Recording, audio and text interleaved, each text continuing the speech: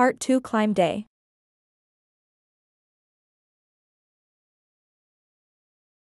What's up mga ka-roadies? Ito na, nag-uumpisa na yung medyo mahirap-hirap na ahon dito sa Duplas, Caloocan, Doña Remedios, Trinidad, Bulacan. Diyan kami nagbike ni Tocayo Noel Vicencio at ni Paring Rally Rones. Ito yung eskwelahan doon. Papalapit na kami ng papalapit doon sa pinakatuktok nito. May konting tip lang ako sa inyo mga ka-roadies tungkol sa cycling upgrades.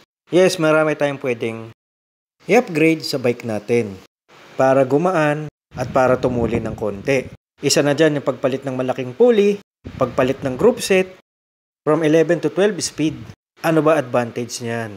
Yes, may advantage yung malaking pulley. Siguro mga 3% lang yan na marginal gains.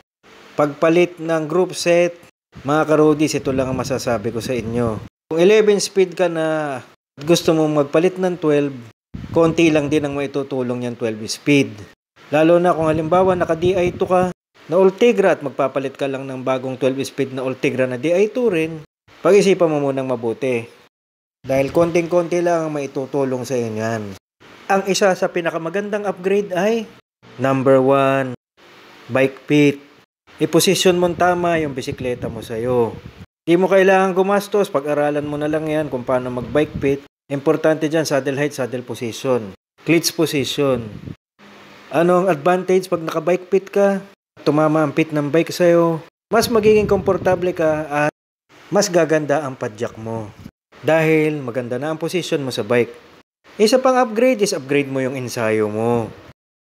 Tandaan mga ka-roadies, kahit gaano kaganda ang bisikleta mo, kahit gaano mo pampagaanin yan, pero kung hindi ka mag-iensayo ng tama, walang mangyayari sa'yo.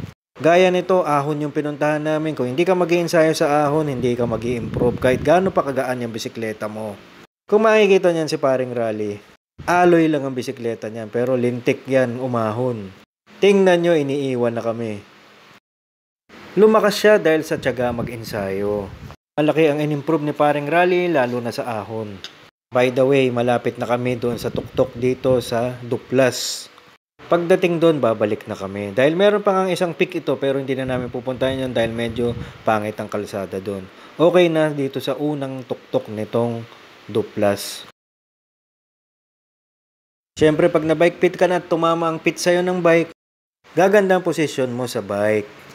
At pag naman in-upgrade mo ang ensayo mo, hindi bigla-bigla yan, syempre. Dahan-dahan lang. Gaya nga ng matagal ko nang sinasabi sa inyo sa ahon, hindi pinepwersa yan. Kung ano yung pacing mo, kung ano yung kaya mo, yung ka lang, huwag mong pwersahin masyado. Isa pa, sa magandang upgrade is upgrade your nutrition while on your bike. Lagi ko rin binabanggit yan na eat before you get hungry. Dahil pag nagutom ka, yun nga ang sinasabi ko sa inyo. Gaya nitong nangyari sa akin, inabutan ako ng gutom, ayan, nahirapan ako umahon. Pero kahit siguro nakakain ako ng tama, mahihirapan din ako dito dahil talagang nag-improve si Paring Rally sa ahon. Iniwan na kami, ayan. Ito na yung pinakamataas ditong portion. Actually pala second sa pinakamataas dahil may isang dulo pa pala to. Kaya nga lang doon rough road na. Grabe, naiwan na kami ni Tocayo. Si Tocayo, second day pa lang sa pagbabike, pero bilib nga ako talaga sa kanya, sumama pa rin sa amin dito sa ahon. Tumigil nga kasi siya ng halos 2 months. Hindi lang yata. Mga ka-roadies, ito pag nakita mo na yung pinakamatarik na ahon, kung sa tingin mo hindi mo kayang habulin yung nasa harap mo, huwag mo nga habulin dahil baka kapusin ka lang. Follow your own pace, ang importante, maakyat mo yan. Rating ka sa tuktok nang hindi humihinto kahit gaano ka man kabagal. So ito na yung pinakatuktok at hanggang dyan na lang kami, hindi na kami didiretso doon sa kabilang side. Ayan na si Paring Rally, nag-U-turn na. Nandito na lang po kami mga ka-roadies. God bless you all. Sana may natutuhan kayo sa akin. Ride safe to all of you. Bye!